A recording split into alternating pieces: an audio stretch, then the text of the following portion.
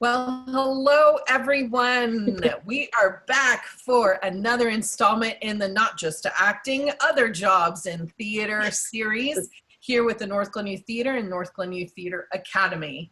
I'm Kimberly Youngian and I'm the program manager and director person, and I am thrilled to be joined today by Claudia with Claudia Carson. Yeah, see how I need to drink some coffee or something, y'all. Anyway, I'm so excited that she is here. Many of you may recognize her from the Colorado Thespian Conference. She often does workshops and teaches there. She also is involved down at the Denver Center, and I'm going to let her talk a little bit more about what she does there. But first of all, thank you, Claudia, so much for being here. And why don't you tell us about you? Well, first off, thank you for having me. I'm thrilled to be here. Hi, Claudia. I've been in the theater business literally all my life. I was raised in theater, and my mother was the first female director in Colorado. And she directed all over and finally retired at age 89, believe it or not. So I grew up in the business and was an actor and a choreographer and a director and a stage manager and an educator. So I've done kind of all of it. And about 17 years ago, I was hired at the Denver Center and for stage management at the Galleria Theater. And then I had moved into a variety of different jobs there. I was a BSM for 5 years at the Galleria, then became the production manager of Girls Only for the tour productions of Girls Only, then became the president at that time, Randy Week's assistant. And then after Randy passed, well, actually right before Randy passed, he asked me to take on the program, the Bobby G program, and I took that on. And Randy passed, and I continued to do the Bobby G program, moved into the education department, and run the Bobby G program in playwriting. And so that's kind of a little quickie of my life. Little snapshot. That's awesome. Yeah. So tell us, so since kind of your door in over at the Denver Center was through stage management, can you talk a little bit about the job of a stage manager? Sure. So, I think one of the things I always say to students when I do a stage management workshop is that the stage manager is truly the unsung hero of any production. And I don't mean to say that like, aren't we great? But a stage manager, if you are an effective stage manager, you run a really great ship. And everybody that is involved in that production feels that they are important, that they are needed, that they are a team, and that you cannot do it without everyone involved. And that is really the job of the stage manager, is to make sure that everything runs smoothly, from the casting to the first rehearsal, to the crew, to all the way through the rehearsal process, to the tech, to all of the cast members. All of it is, and all of the organization that's required to make that all go smoothly. So when I say unsung hero, what I mean by that is that it's not a job that gets a lot of recognition. And if you do it well, you shouldn't get any recognition. If you do it well, you probably won't hear a lot of thank yous. If you don't do it well, you're going to hear a lot. So that's just a kind of nutshell of a stage manager.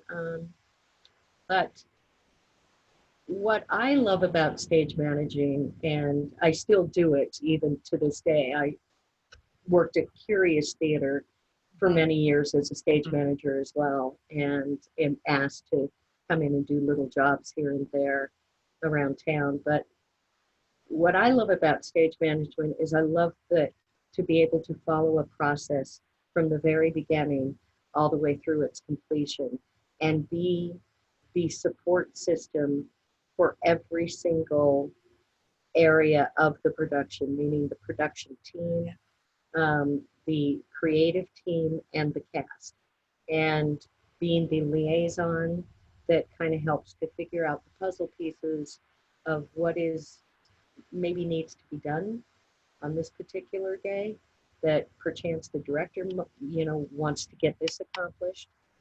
But we also have costume fittings that need to be done over here. And how can we make sure that that can all happen within the allotted time that we have? And everybody isn't stressed. So it's a lot of this. A lot of this, yeah, a lot of this. What are some skill sets that someone, like you would say, hey, you are really great at XYZ. You should look into stage management. What are some skill sets that are good for a stage manager? I think the most important skill set is organization, because a stage manager does require you to be organized. Everybody has their different ways of organization.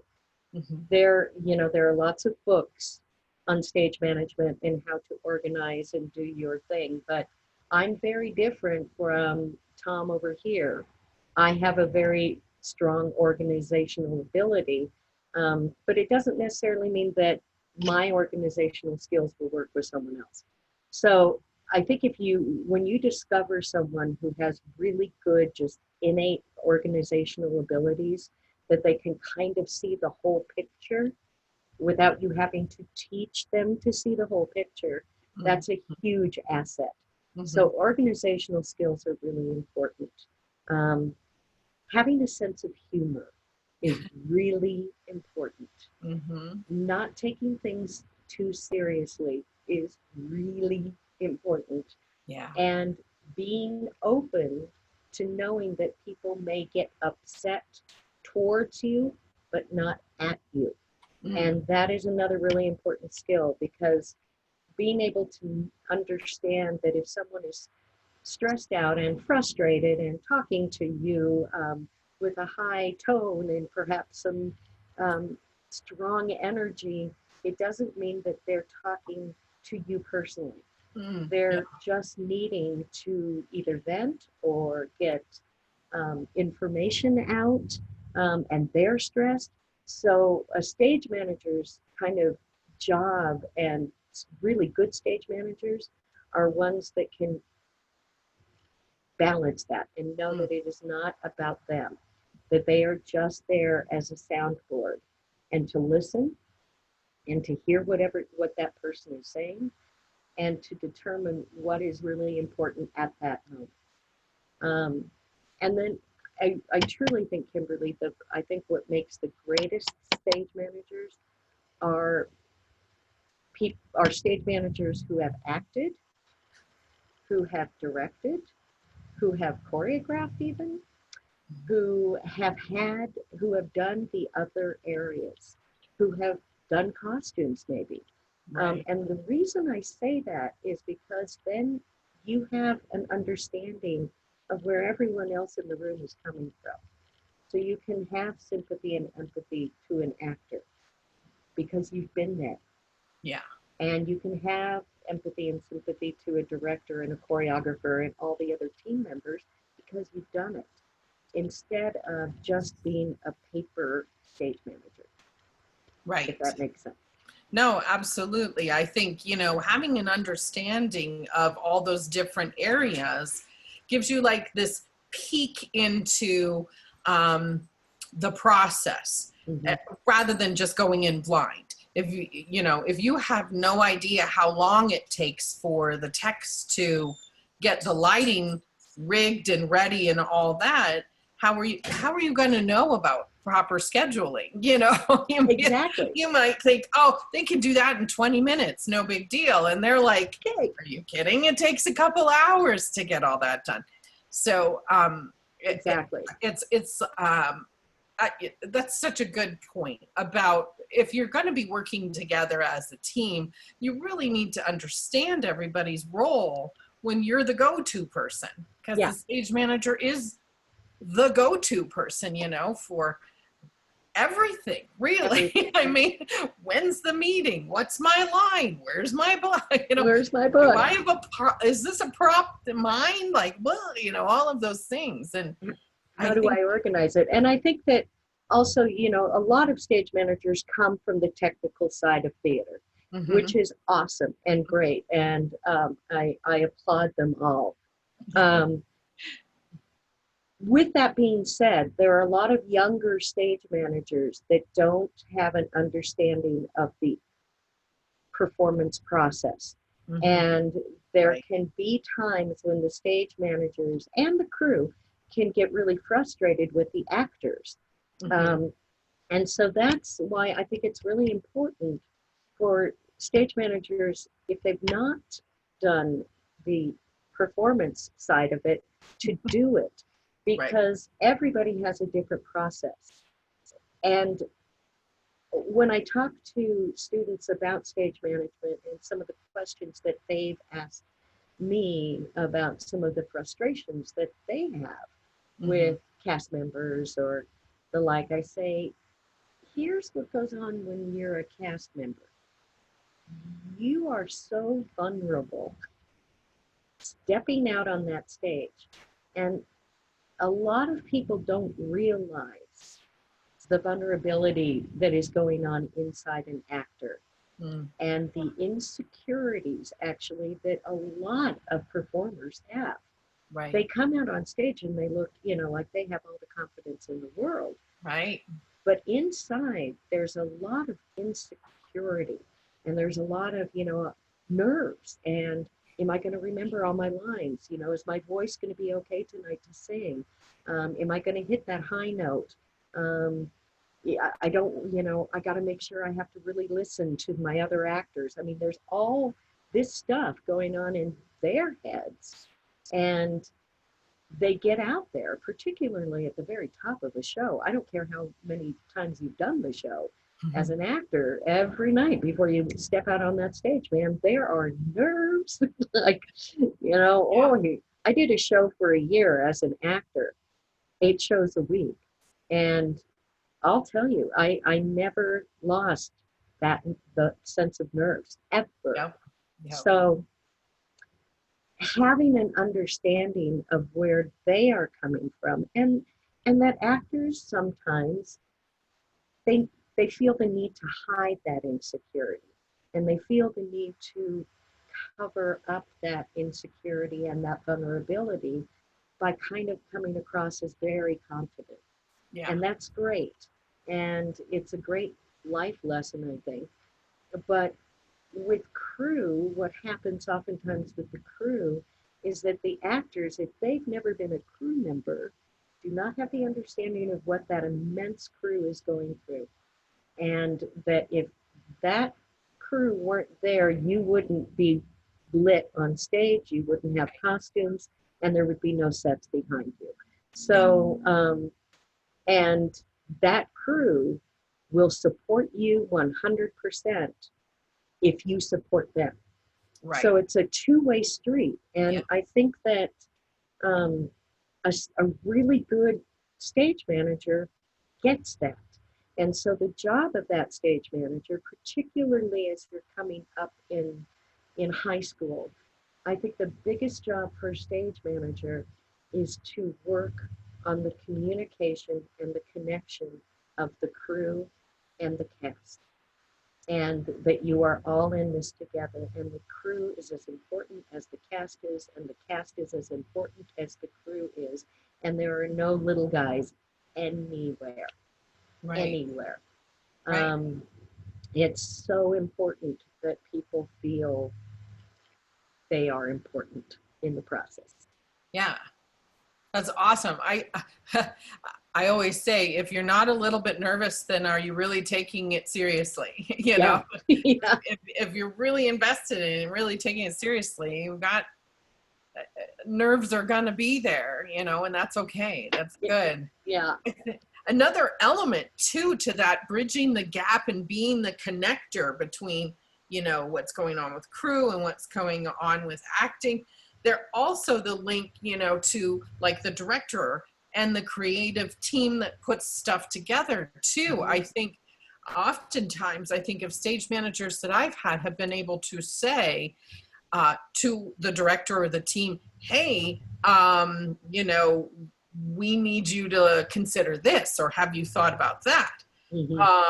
Or the reverse, you know, where the crew is just, how come we're doing this? This is so dumb. I don't understand why we have to go over this 12 times or whatever. And then the stage manager can communicate, well, here's why. Yeah. Yeah. You know, they're like the smoothing over. I don't even know, like I'm trying to think of a visual, but if it's a bumpy road, they're the ones that kind of smooth it all out and make it come together. Yeah, and they, you know, they are the conduit, quite Yeah. honestly. They're the conduit of all of it. And one of the things that I always really strongly encourage stage managers, young stage managers to do is to set up at the very beginning of rehearsals a rehearsal report. And all it is they can create their own. I created mine, and most stage managers create their own. But it's just a daily rehearsal report that you put in kind of what happens at the rehearsal, so that if the prop designer is not there, but it was discussed in the rehearsal that we need a loaf of fake bread, then you can put that under props and say, added loaf of fake bread. And it just, all it is really is it's a Word document that I created that has the date of the rehearsal, the name of the show, and then each, like a section, like props, or, you know, props, costumes, lighting, set, director, choreographer if needed, and then general notes. And so as the rehearsal is going on, the stage manager has their laptop and are taking notes throughout and putting it into the rehearsal report. So that if the director says, oh my gosh, we're going to need to revise this section because I don't think the set's going to work, or we need to work on this, then at the end of it, you put next day's, what's going to happen the next day. So that everybody knows, okay, at 10 a.m., we're going to cut, the entire cast is coming in to work on the choreography of this. And that it's just, everybody has this schedule that they can all go on, and it's then sent via email to the entire production team, not the cast, because the cast doesn't necessarily need to know it, unless, well, union-wise, with equity, we have what is called a rehearsal phone line, and the cast calls the rehearsal line to get the schedule for the next day. But if it's something that can, you know, if all of the cast is coming in the next day, you don't necessarily need to do that. But if you determine that, hey, maybe we don't need everybody, then the cast can also be on that email train, and everybody knows what's coming up the next day, and everybody knows what happened the day before. So that the lighting designer can look and see, wow, oh, they either cut that section, or it has moved down, or the director would like a special downstage right, you know, so that they can put that into their process as they're going along. With that, it is extremely important that everybody reads the rehearsal report. If you don't read the rehearsal report, then, and you don't track it yourself, because it's not, once the stage manager sends it out, then I make a copy of each rehearsal report and put it in my book. But I rely on everyone who is in the process to do their homework as well. Oh, And yeah. to read the rehearsal report and be aware of it and all of that. Yeah. And then what that does is it makes then the tech a lot easier. Yes. And we always require that the design team comes in to see a run-through, a design run-through, so that they can have the process of saying, oh, okay, here's where we're at, and the show is pretty set by that point. Not ready to open by any means, but at least we know that the blocking's not going to change, and the choreography's pretty much the way it is, and then that way they've seen it. So when those rehearsal reports go out, they also have the visual of, oh yeah, that's that scene. Yeah. Oh yeah, that's that moment. Yeah, absolutely. Yeah. Yeah, So I can say as a director and as a producer, doing both of those often, the rehearsal reports are just incredibly valuable. yeah, They're, I can't even, I'm trying to think of a strong word to say how invaluable they are, just to keep everybody on the same page. And very often, you know, we'll reference back to those rehearsal reports and say, I don't remember, did we change that? When did we change that? Did we, yeah, you know, and then, you know, the SM can go back because, you know, you've saved them and put them in a easy to access place. And you can say, yep, on this rehearsal, this date, here's the note, you know, we added an umbrella, so we needed an umbrella, or whatever. I think they're hugely important. they I are. love this. Yeah. And you Yeah. can put deadlines too and say by this date, so that one thing that I always strongly encourage is that a stage manager has to write down all the blocking as well as take all these notes. So it's a lot of multitasking. Yes. And that is why you have an assistant stage manager. And I think a lot of times people don't use their assistant stage managers fully effectively. Sure. Because an assistant stage manager the stage manager could say, can you type in that note on the performance report because I'm writing down the blocking. Right. And that connection between the SM and the ASM is so imperative, because for the SM, they are your right hand man, because the stage manager has so much to stay on top of that Yes. without having an ASM that can jump on this, or you know, and or sitting right next to you in the rehearsal and doing all of this. Sometimes I think a lot of young directors think that the ASM has to be backstage from the beginning, and it's like, no, the ASM should be tracking props.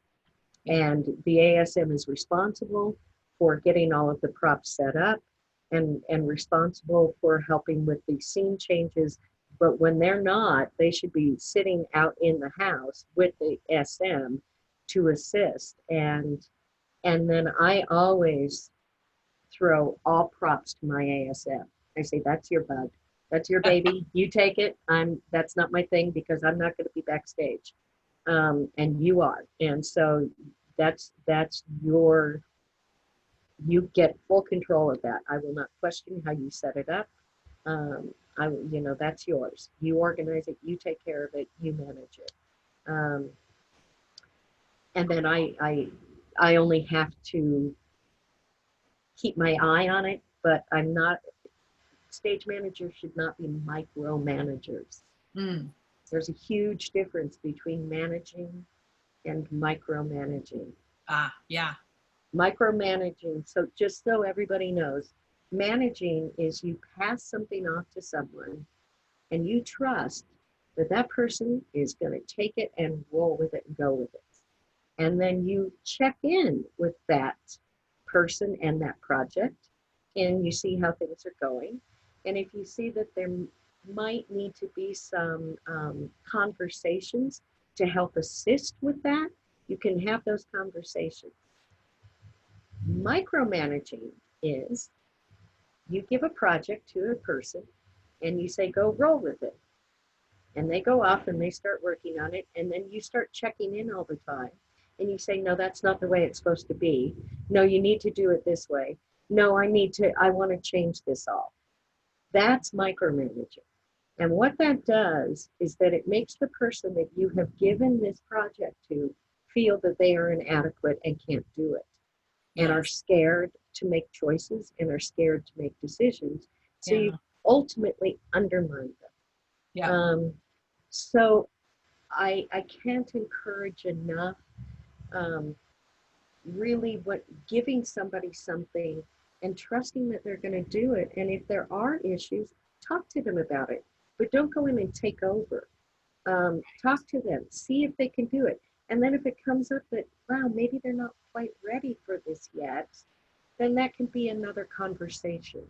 And maybe bring someone else in to help assist or whatever. But trust, if you're going to trust that you can pass something on to somebody, then you got to trust that they're going to get it done.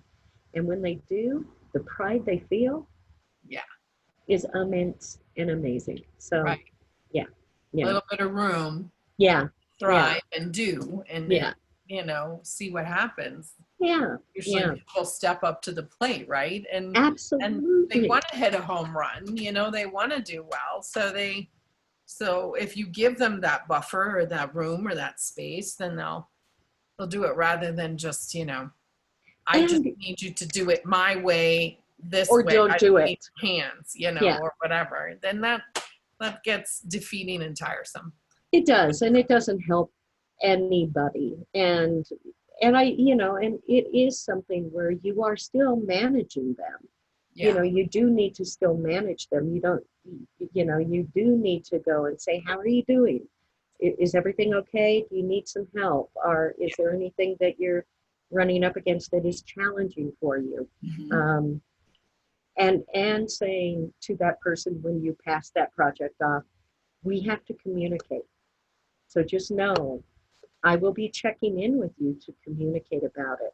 Yeah. You set up you set it up correctly from this. Yeah. So you talked about the rehearsal report.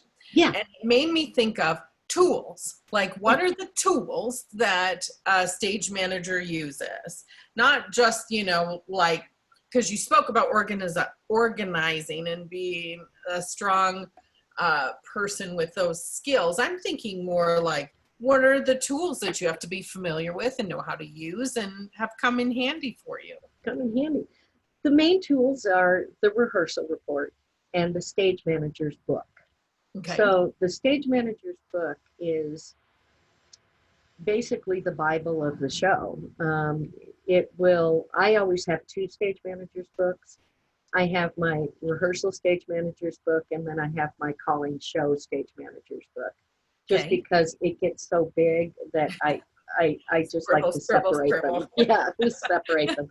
So in the stage manager's book needs to be the contact sheet of the cast, the crew, the design team, everybody, with the information that's needed, emails, phone numbers if you're texting. Texting is also a great way now to communicate. You can't send rehearsal reports via text, but you can send them via Google, so Google Doc, and I know everybody is using that too. So you have a contact sheet. Then you have the prop list that the ASM has done. So the ASM is the one who goes through the script. If you don't have a prop person, if you have a prop designer, then the prop designer sends you the prop list. So, oh my gosh, okay, contact sheet, rehearsal schedule, the prop list, the set design, if you've got it, the blueprint, hello, Claude, what's the name? Floor plan? Thank you. Floor plan. Thank you so much. Floor plan of the set. You don't really probably will have the lighting design at this point yet, or the light plot at this point. And then you have the script. And stage managers, I do my blocking in a script very differently from the majority of stage managers. And that's because I come from the acting world. So there are two ways to do the script to write blocking.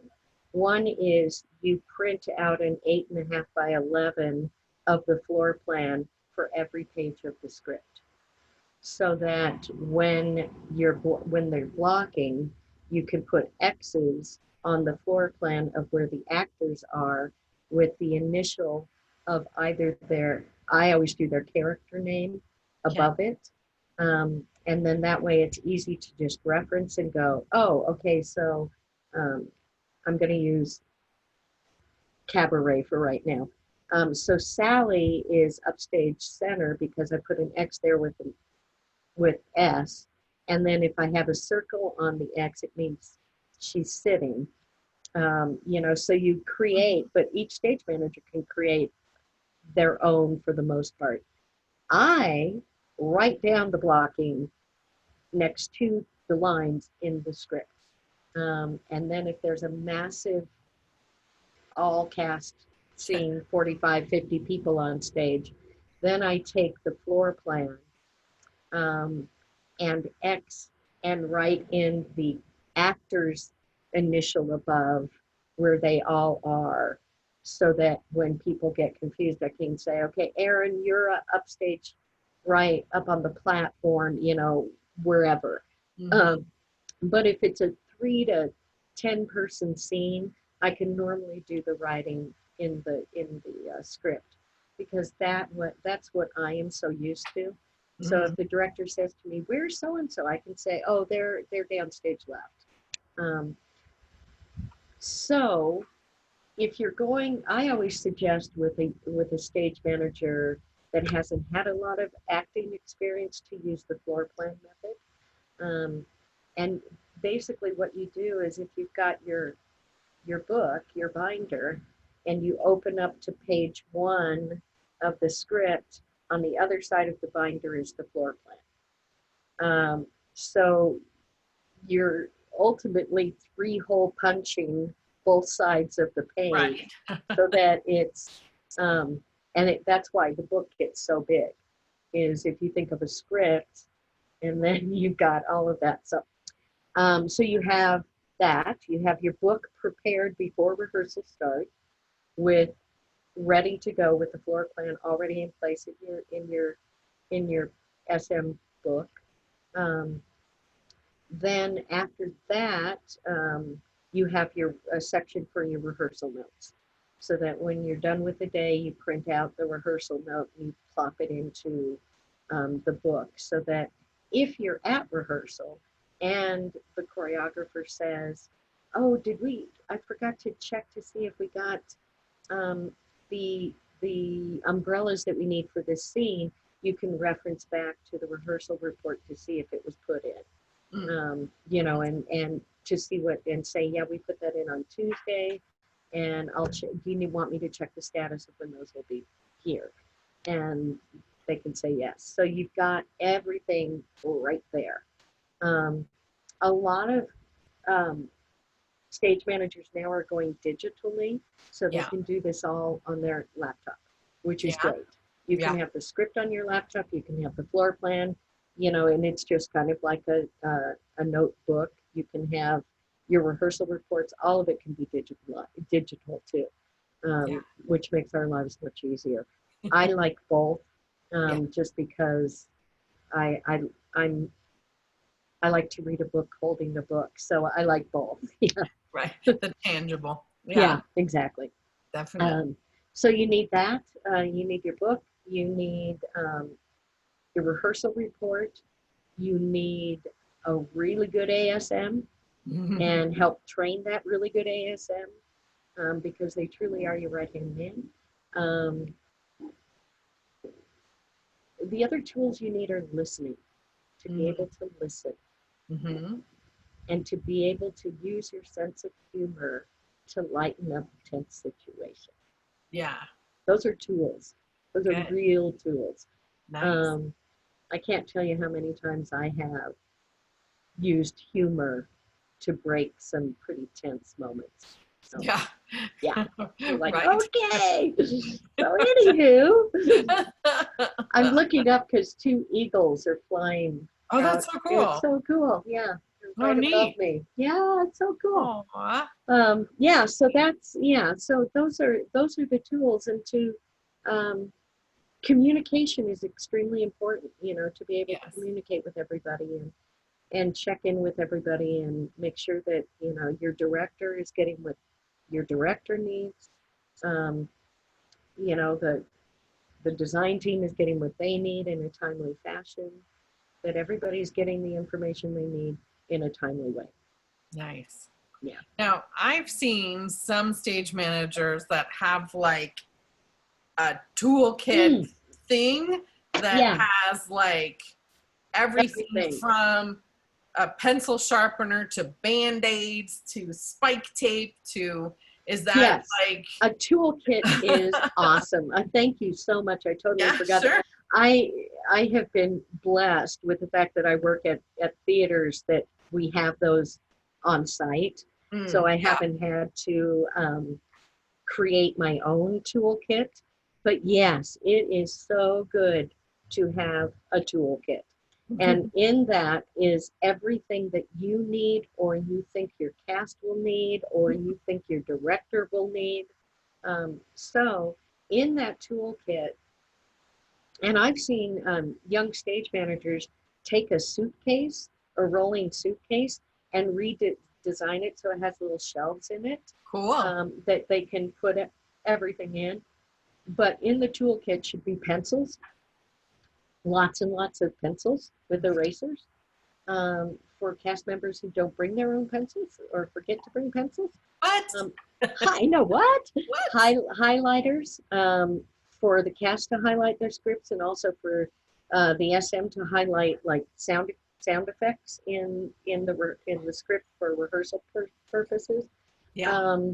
Highlighters, spike tape, different colors. I'd say 4 different colors, at least maybe 6. And I always put them like on you can get, what's the word I'm looking for? Even a piece of rope that you just tie so they're all together. So you can literally carry them all with you wherever you go. Spike tape, bandages, any kind of first aid, just basic first aid, but have it. Aspirin, Tylenol, Kleenex, oh my stars, a big box of Kleenex, bandages, antiseptic, hydrogen peroxide, anything, you know, that's just basic that you think, okay, if somebody falls and cuts their leg up, what do I need? Right. So, you know, and just think of what you need and put it in your kit. A 3-hole punch. Yeah. So you can punch and put notes and anything into whatever people need. Let me think. I always say it can't be really in your toolbox, but it's really important to have a boom box, some kind of sound system that's easily accessible to the stage manager, preferably, that either gets hooked into the system if you're at the theater, or so that the stage manager can be playing the sound effects, and or if it's a tracked show that you've got the music on track, the stage manager can start doing that, because if they're going to call that up in the booth, they could be learning that while you're in rehearsal. So a toolkit is just, I say to stage managers, just think of everything that you have had to give in a rehearsal. Yes. And put it in your toolkit.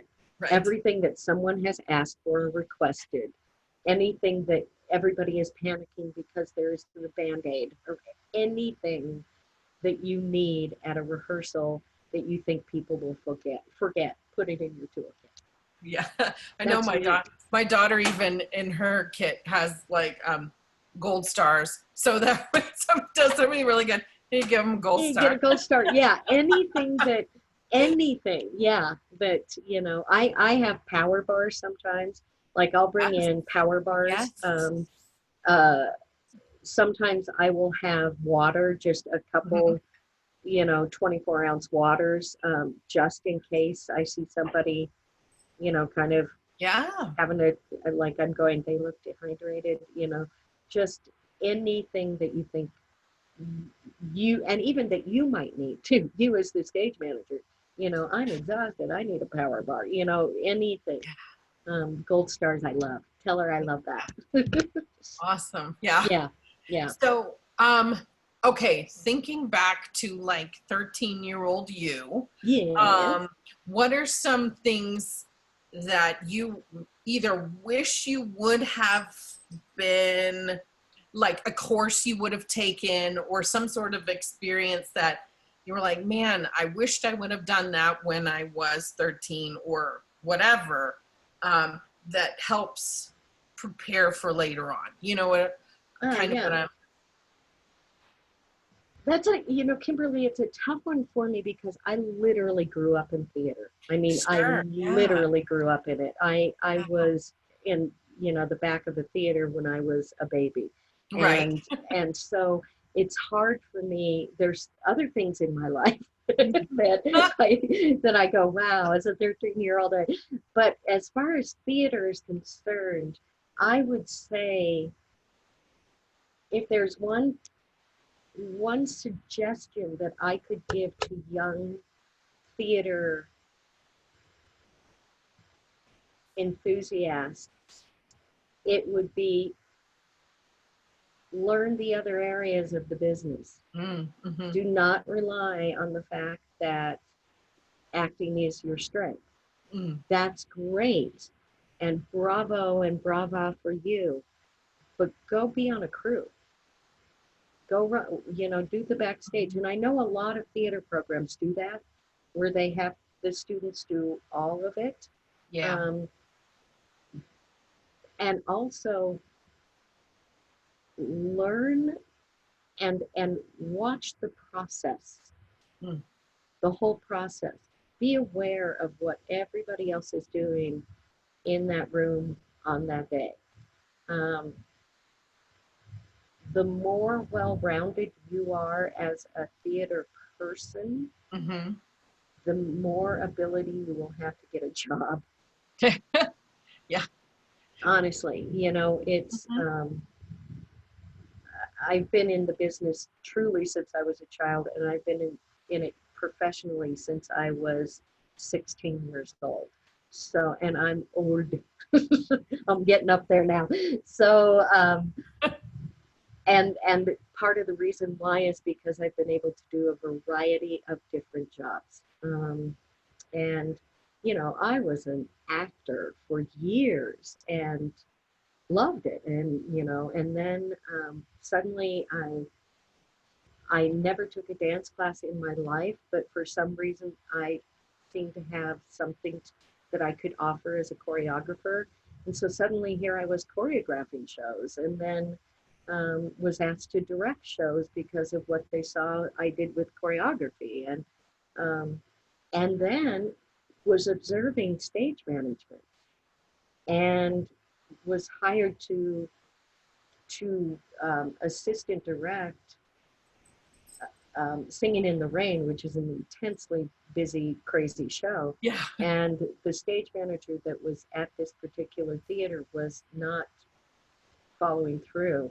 And Mm. so they kind of hired me to be assistant director and kind of eventually take on stage managing the show. And so I learned kind of by doing Mm. and taking risks. Because I was, you know, someone asks you to choreograph a show and you've never done that before, that's pretty scary. Yeah. And talk about feeling insecure. But I thought, you know, okay, I'll try. And then I ended up finding I really love this. This is really fun. And the same thing with stage management. I never in my wildest dreams would have thought I'd ever be a stage manager. And it has turned out to be the job in the business up until doing Bobby G and going back into education that I had the most passion for and loved doing the most. So if I would look back at any 13-year-old, I'd just say, go for it. Take risks. Don't question yourself, because you probably can do it. And you'll find out if you like it or you don't. And then you can say, okay, I don't like that, moving on, but don't stop yourself. Take risks. Yeah. Trust yourself. Awesome. That's so great. Yeah. So you talked a little bit about Bobby G's. Yes. Talk a little bit about you just mentioned a little bit about, Randy Weeks and working with him and how he kind of pulled you into doing this adventure. Share a little bit about that and what your role is. Like, it's on your plate. So how do you? It takes organization. Yes. Yeah, huge. So Randy and I, actually, we'd known each other since we were in our 20s. I had met Randy when we were both in our 20s, and through Bob Garner and Garner Productions, which is now the Broadway division of the Denver Center. Okay.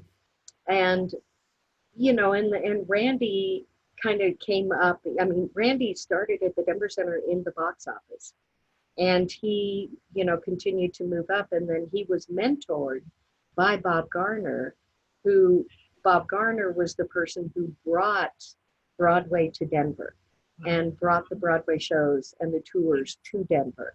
And then Randy was mentored by Bob. And then when Bob decided to retire, he passed it on to Randy. And so Randy became the head of Denver Center Attractions, which was the Broadway division of the Denver Center. And Randy brought in, Randy launched the tour, the national tour of the Lion King, and he launched a lot of national tours in Denver. They started in Denver before they went anywhere else. Yeah. And then he also, Little Mermaid, the musical, started here. They were rehearsing it and putting it together here in Denver, as with Frozen. So, Randy became a very prominent person in the Broadway League, which is the Broadway League is Broadway, and that does the Tony Awards and all of that. And so Randy was eventually moved up to be the president of the Denver Center for the Performing Arts. And he was looking for an assistant. And because I had worked with him with the Galleria Theater for so long, and we had reconnected, and he had asked me if I would take that on, and I said, sure. So, and then, so the Bobby G's are named after Bob Garner. Bob's nickname was Bobby G. And then in 2014, Randy unexpectedly passed away. And prior to that, he had asked me if I would take on the Bobby G program. And we started the program in 2013 with 15 schools. Yep. And it was just in the spring. And I took it over in 2014, and and at that point we were at 25 schools, and through the course of it, we're now up to 50 schools. And then for adjudicators, go out and adjudicate these participating schools, and they fill out, as you well know, an intensive evaluation form for all of the different areas. So there's all of the design areas are evaluated, the directors, all of the production team is evaluated. Specific lead actor and actresses are evaluated based on the national program. And then the educators get to select who they would like to have as supporting actors, and then overall production. So what I do is I manage that entire program, meaning that I am the manager and the person I'm the person that everybody gets to hear from. So I manage the educators and all of the information the educators need to send to me for filling out the evaluation forms. I manage the adjudicators. We have roughly 45 adjudicators that go and see the performances. I manage the schedule of the adjudicators and what school they're going to and at what time. And I manage that with the educators and letting them know when the adjudicators are attending. And then I get all of the evaluation forms back, and I read every single evaluation form, and will reach out to adjudicators for clarification if needed. And then there's a master score sheet that all of the scores that the adjudicators have sent in goes into a master score sheet for every single area. And then out of that master score sheet, 5 nominees in each area are selected for the Bobby G Awards, which we do in May. And I direct and choreograph and stage manage the Bobby G Awards. And we bring in the 5 overall productions come in, and they do one of the numbers from their show, which is so cool. And I'll help to restage that in the big Buell Theater. And then I choreograph the medley, the lead actors medley, where we take a little snippet from each one of their songs, one song that they sing, and create about a 30-second little section from each of them. And then I put that together and stage it and choreograph it to have it make some sort of sense. And take care of the awards, take care of all of it.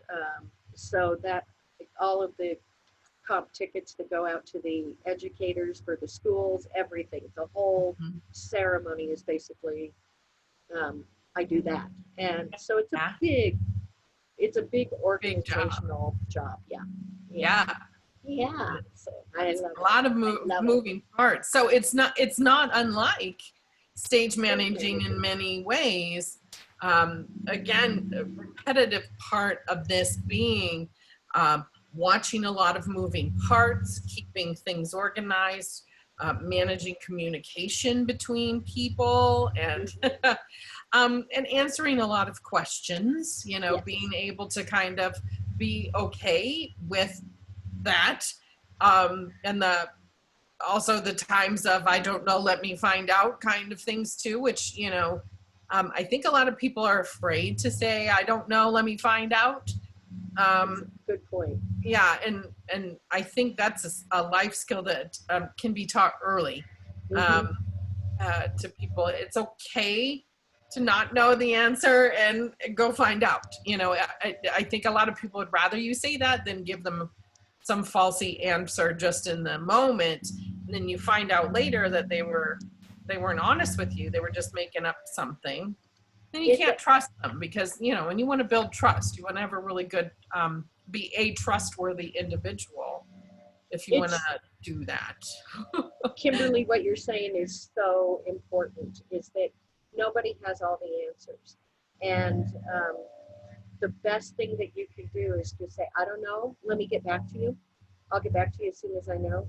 Particularly sometimes when there's tension in a situation.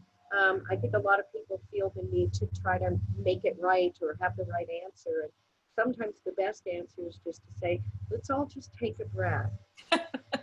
Right now, we may not be able to answer this. So why don't we all take a breath and just step away for a bit, and let's come back in a little bit and maybe talk about it. Because I don't know if we can find the answer right now. Yeah. We may not be able to. So, and that's good. That's fine.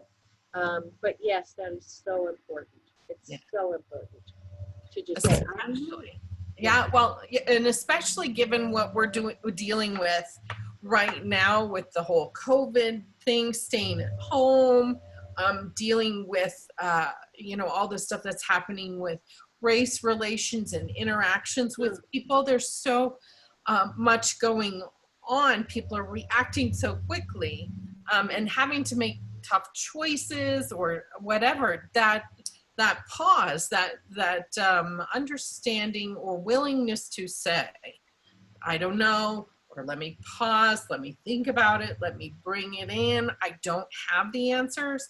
All of those things, these are skills that are intensely important right now that you don't think about until you're in the midst of them. Exactly. And so I've been sharing with a lot of my NYT kids and others, just, hey, this time frame might really kind of suck, and all the stuff that's going on might really be uncomfortable and awful and weird. But also think about what you're learning. Think about these skills. Think about how, when we weather through this, you're going to be prepared for other situations and other hard times that come ahead. And I think here's another example in real life and in a job situation where that is a skill. That's really something that a muscle you have to train and grow and use. Yeah. It's so important. I have many a time as a stage manager been in a situation where there's been some volatility. Mm-hmm. Working sometimes, working under the professional realm, a lot of people think, oh, well, when it's professional, it's also smooth and wonderful. And it's like, no, it's kind of the same as like high school. So, so there's, it's not much different. And there are some really challenging personalities sometimes. Yeah. Extremely challenging personalities that I have worked with. And the simple fact is they're hired too. They're not going away. So as much as I wish I didn't have to work with that particular person at this particular time in my life, I do. And I have to find within myself how best can I communicate with that person that person can hear what I'm saying and I can hear what they're saying back to me.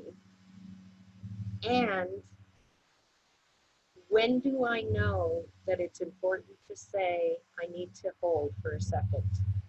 I can't answer that question right now, or that I know that internally something is rising in me that I don't want to say something or do something that is not going to be effective.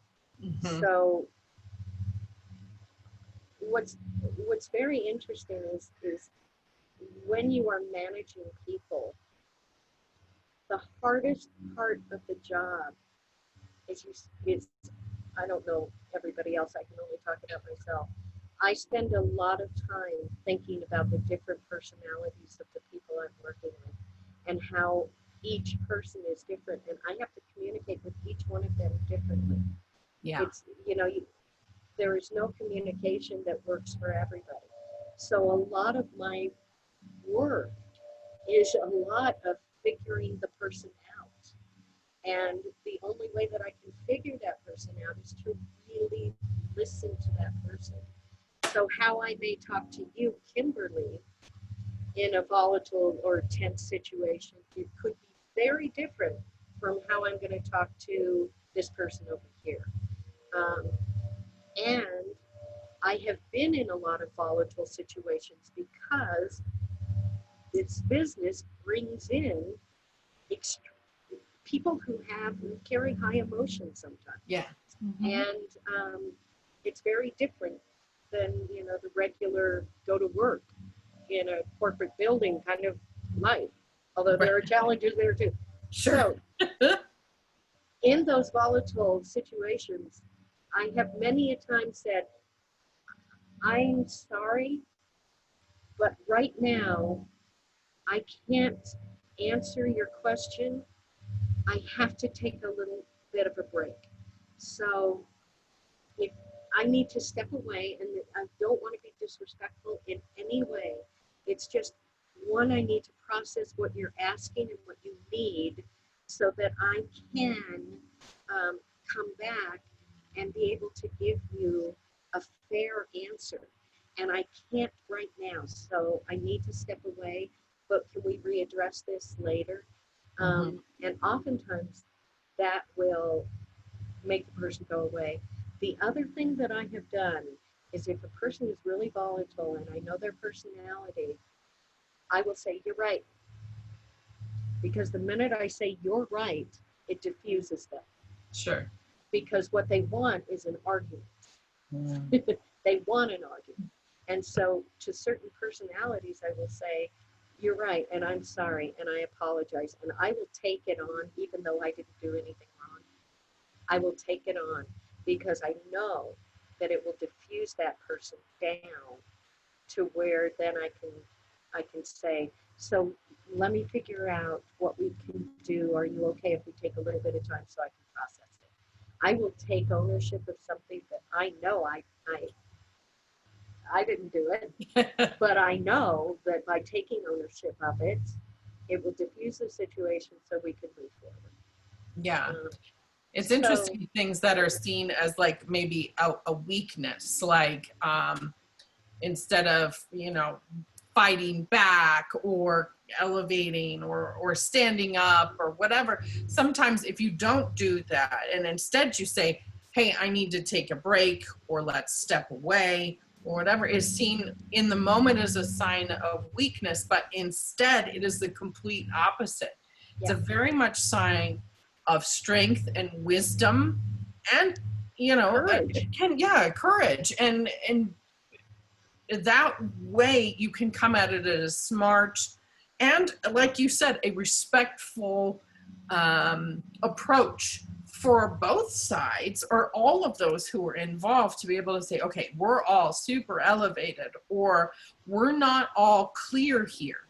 Let's clear the air, let's clear our minds, and then come back and have a more productive conversation in the minute. And I think that's a really good thing that you brought up, Claudia, about that, being able to recognize those personality traits or those things within people. So you kind of have to be good at evaluating people and just kind of getting a vibe for, oh, I see. When I do this, you respond this way, but when I do this, you respond this way. Okay, I got to be careful with that. Yes. And I don't want to say humility. Humility, I'm not trying to say that in a negative tone or a negative way, but the ability to be able to say, okay, I'm not going to drive my own agenda hardcore. I'm going to be able to know where I want to go, but smartly get to where I want to go rather than just plowing through. Yeah. And, there are going to be times, I have two things about this. That one, there are going to be personalities. There are with me. There are certain people that really get under my skin. They do. They just do. There are certain personalities that just get under my skin. Right. And so the minute that I know I'm going to be working with one of those personalities, I prepare myself emotionally, because those personalities are the ones that can get to me emotionally. Yes. Can hit my buttons and can make me, angry or frustrated or hurt or whatever it's going to be. I know it. And so I guard myself with those people. And I know how to guard myself. I know that I'm not going to play into their drama. And I am not going to let them, I'm going to be incredibly respectful of them, and I will work really well with them, but I will put a wall up immediately. Yeah. I will. And a wall doesn't mean anger, and a wall doesn't mean push you away, not any of that. It's a wall protection for me, only for me. And when I've run into a difficult situation with those personalities, I will say, I need to take a step back right now. I'm tired. It's been a long day. And I just be honest. I'm honest, and I say I can't do it right now. I just can't. Mm-hmm. You know, so can we address this tomorrow? I just can't. Yeah. And you know, it doesn't. You know, we have a right to just say no. You know, I'm done. I'm done. Right. And I can't remember what the other thing I was going to say. Went out of my head, but I think that it was something that you said, that it was working with different people and being respectful, and oh well, it's out of my head. Who knows? I thought it was good. It might come back. But I think just realizing that we all are human beings. We all have faults. None of us are perfect. And I know what it was. It was pushing your agenda. That's a really good one, because I think sometimes we all want to push our own agendas. Mm-hmm. And here is an example of kind of a pushing of an agenda situation. I was stage managing a show at the Galleria, and there was an actress that we had used previously that had been really challenging for not just me, but the cast, the producers, everybody. Had been a challenge. And so it was a new show, and she had auditioned. She was called back, and they were considering her strongly. And I didn't, and I think one of the producers said to me, "What do you think, Claudia, because you've worked with her?" And I said, "Well, I will never say anything about anybody unless I feel it's really important. And in this particular situation, I would strongly encourage you to consider hiring someone else." And they all went, "Okay, thank you so much." And they didn't. They ended up hiring this particular actress. And it was a nightmare 6 months for everybody. And after the show was over, this producer came up to me and said, "You have an absolute right to say 'I told you so' to me." And I said, like I said way back when, I won't say anything unless I really feel it's important, and I felt it was important to let you know. What I didn't do was push my agenda, because I could have pushed my agenda back then. But it was not my decision to make. And sometimes you have to go through hell to learn a lesson. Yeah. And, you know, and there was a lesson that had to be learned. Sure. That, man, I wish that they had not had to put us all through learning it, you know. But it's stating what you know, and I won't say anything unless somebody, you know, but when I say something, I'm not just using light words. I'm trying to give some really strong information. Yeah.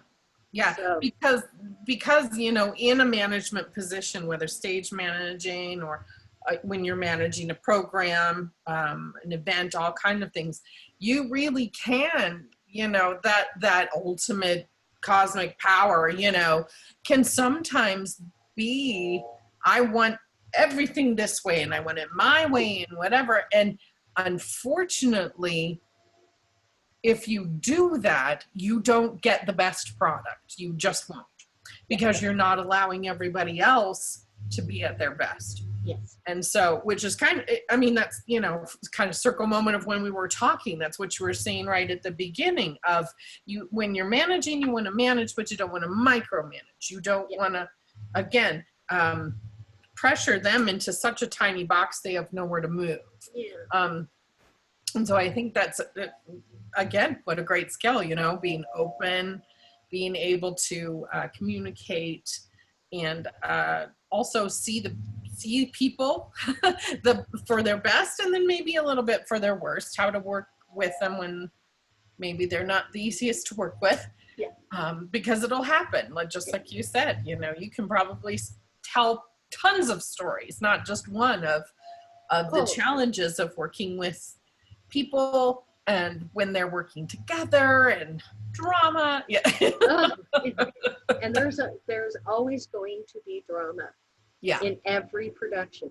sure. It will always happen. The stress that we are all under Mhm. in the process of putting a show up Yes. is immense. Mhm. And we all have to give ourselves a little break on the fact that we are going to be stressed. And when you're stressed, not your best is always there. The best part of you isn't always there every day because it's an intensely stressful situation Yeah, that totally. we're under for an extended amount of time. Right. So take the hammer out of your hand, throw it away, and just know we all are stressed. Yeah, And all have the same goal. we we all wanna want get the there. same thing. Yeah. Exactly. We all So- want the same thing. We all are working. There's nobody that's not working to Right. achieve that goal. Nobody. Right. Because ultimately, if everyone's succeeding, everyone's succeeding. You know, if somebody's not, then the process isn't succeeding. And you want it to, you know. And one thing I'd like to say is that I think sometimes in this process, we forget that because we're feeling so under the gun and have so little time and feel like we're never going to get it done, that I have seen this happen so often in the professional world too, that people push themselves beyond where they should have, and they should have stopped the rehearsal 2 hours before. Sure. That because there comes a point where no one is going to be effective. Mm-hmm. Your brains just shut down. So if you want to stay and push through something for 2 more hours, that may be great, but how much are you going to really ultimately get done in those 2 hours? Right. And the best thing sometimes is to say, go home and get some sleep, and we'll come back with fresh minds and fresh brains, and we'll start in the morning. Right. I cannot impress enough that can sometimes be the smartest choice to make. Because boy, have I seen people push to their brink and then be asked to go for even longer. And that's why unions have hours and have, like, no, we are scheduled for this amount of time. Yeah.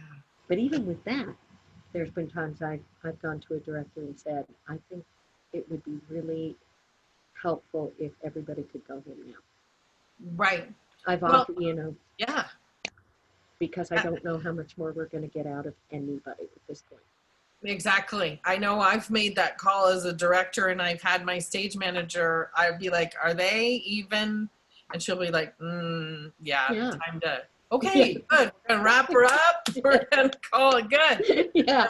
We'll look at this another day. Exactly. Yeah. So I do lean on, I know I lean on my stage managers for many things. And I know that such an important role in the theater. So thank you so much, Claudia, for coming and talking today and giving all this wisdom and information to the kiddos. If kids, you're watching this at a different time, obviously, and you are going along and you have questions and things you would love answers to, I am more than happy to pass along these questions to Claudia and get them back to you. And if you happen to, once all of this COVID stuff is over and you are back at the Denver Center and you see her, please wave and say, hey, I saw you when you did the interview with Kimberly or whenever. And I know she will be happy to greet you. So anyway, thanks again, Claudia. And thanks to everybody for tuning in, and go have a great day.